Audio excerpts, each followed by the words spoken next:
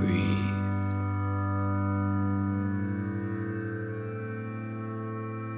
Breathe, she said.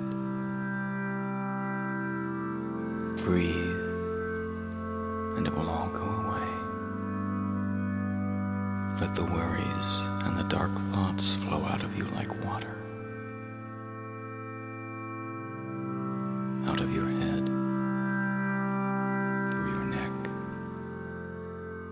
down your esophagus, through your heart, through your stomach, through your intestines, down your legs and out your feet. Breathe. Let the troubles of the world flow out of you and down a stream to nowhere, never to be seen again. No good ever came from bad thoughts.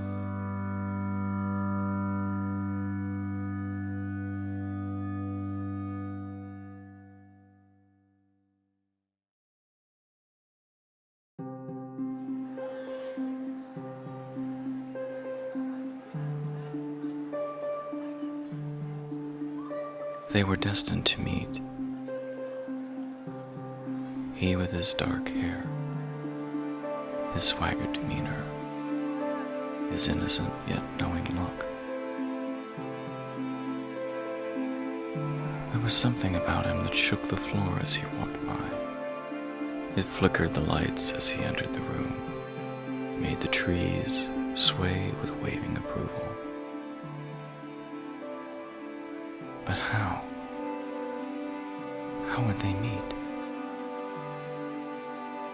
He was shy and distant.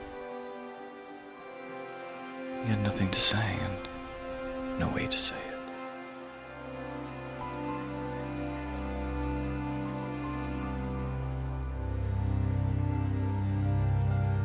He even admired his boys, hating their repressed urges toward him, knowing deep down they wanted love and affection. He only wanted to cure them.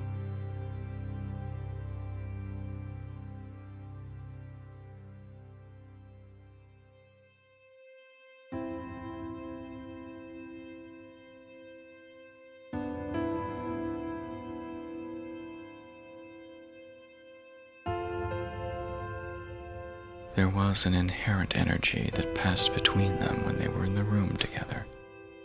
An unnatural energy that was part adolescent emergence and part religious dogma. It was all there. The fire and brimstone, the adoration of the flesh, the Tower of Babel, and the sins of Sodom and Gomorrah.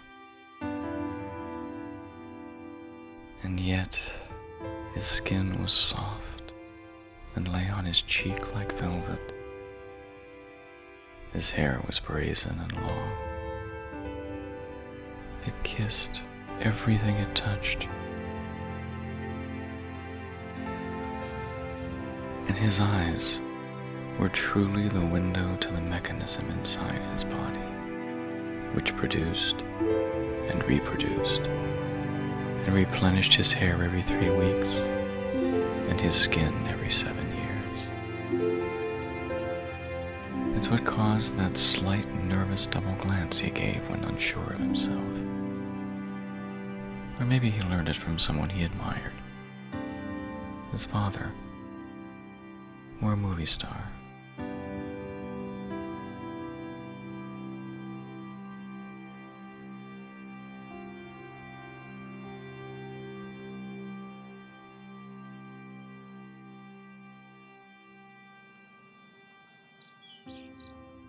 Had he not come home that day with a headache?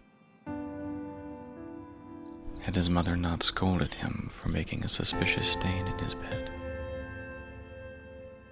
Had his sister's parakeet not been discovered at the bottom of the cage with the want ads?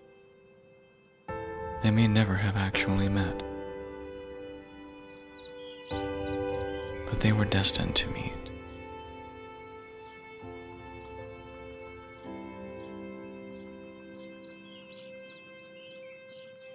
exactly how their parents became acquainted was a mystery. Probably a school bake sale or men's church gathering.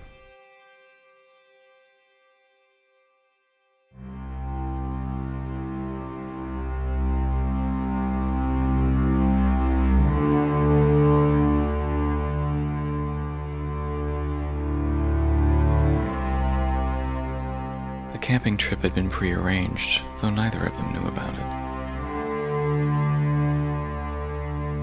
It must have been announced one night while they both worked silently in their rooms on homework, or mentioned in passing while they stared mutely at the television. Or maybe it was a secret, but there they were.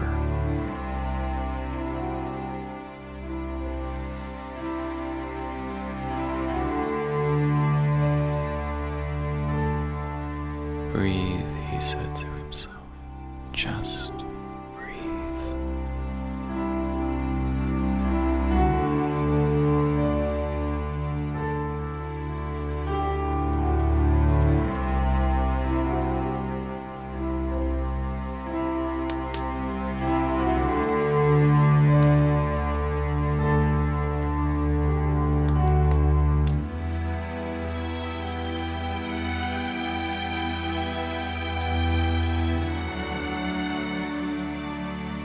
Nothing he did seemed accidental. Nothing about his body suggested innocence. It was as if every move, every look, every step and gesture of his hands was planned solely to entice and tempt. It was almost embarrassing. Did anyone else see it? Or was it just him?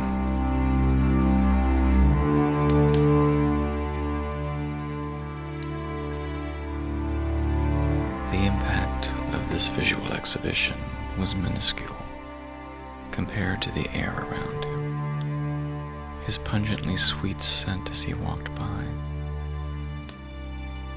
the lingering hint of his mother's detergent.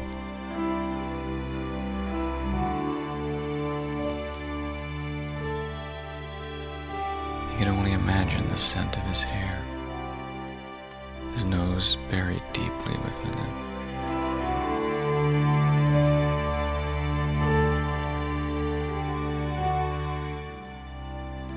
The fantasy was stronger than caffeine, stronger than the strongest aphrodisiac.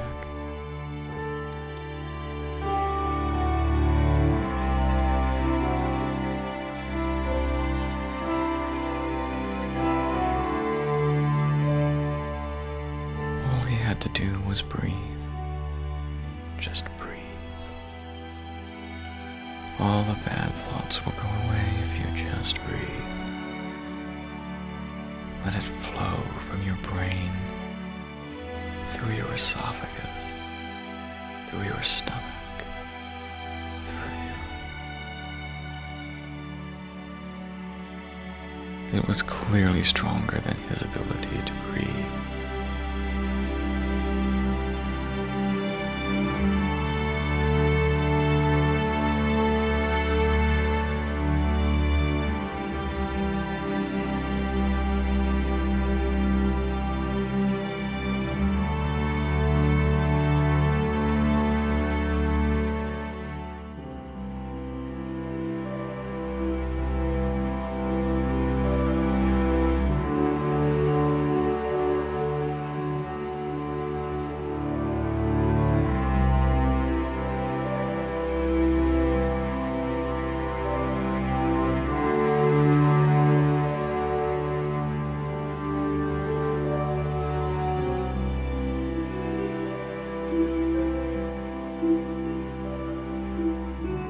Memories are stored in a remote area of the brain, as if recorded on tape, so to be rewound and replayed as needed. Sometimes dreams come to life just as nightmares do.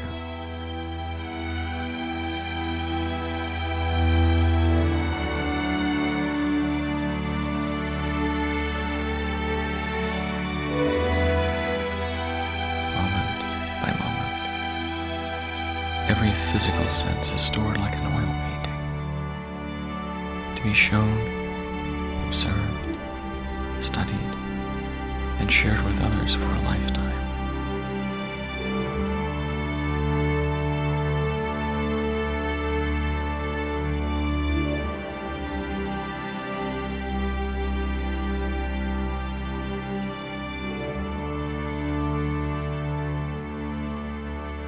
Someday it will be gone, maybe to be shared again by others, but never again exactly the same.